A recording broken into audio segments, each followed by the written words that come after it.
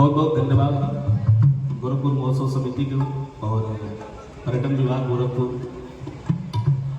आप सभी ने ये अवसर मुझे दिया है, मेरे लिए बहुत मेरे जीवन का सबसे अनमोल क्षणों में ये है। और स्वागत है हमारे सिंघम सर बैठे हैं देवरिया से।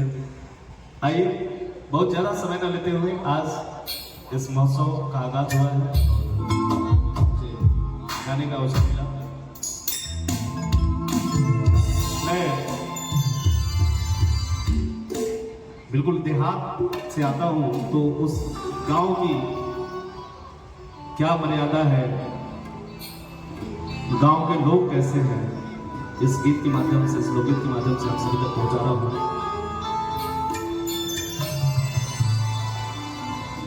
हमरे गौवा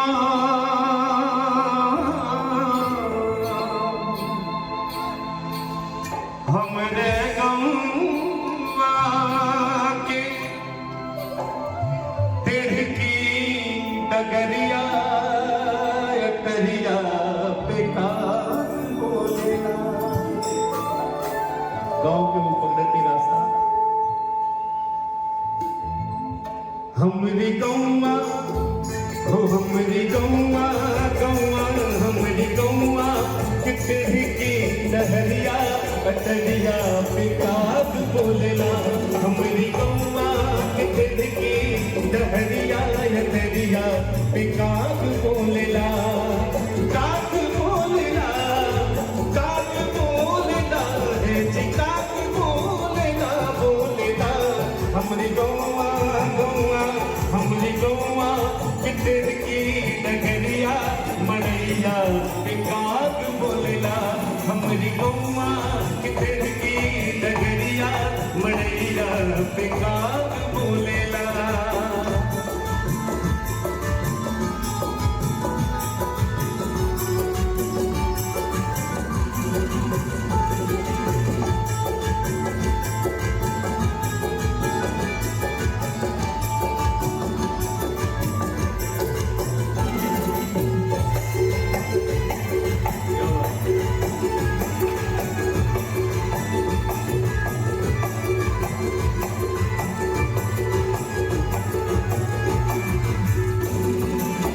साथी संगाती दिया न बाती,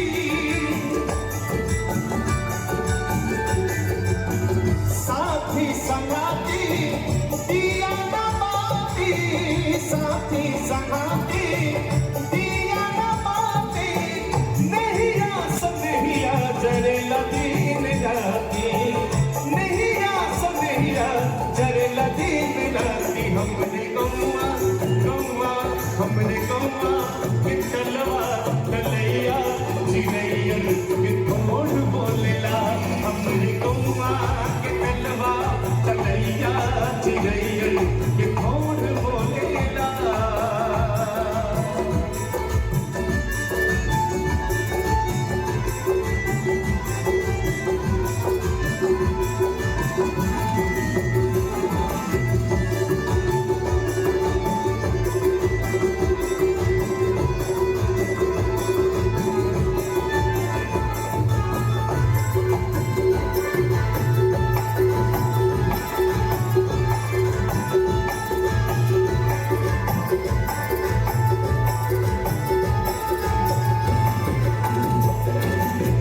जिंदगी की मेला जैसे माटी के मेला,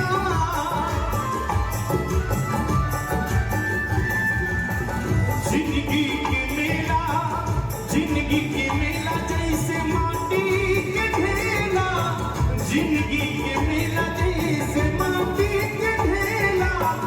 पद घट अकेला देखे रंग राज बेला, पद घट अकेला देखे रंग बरसेला। हमरी गौवा गौवा हमरी गौवा ये गोरी की बिटिया अंधरिया अजोर करेला।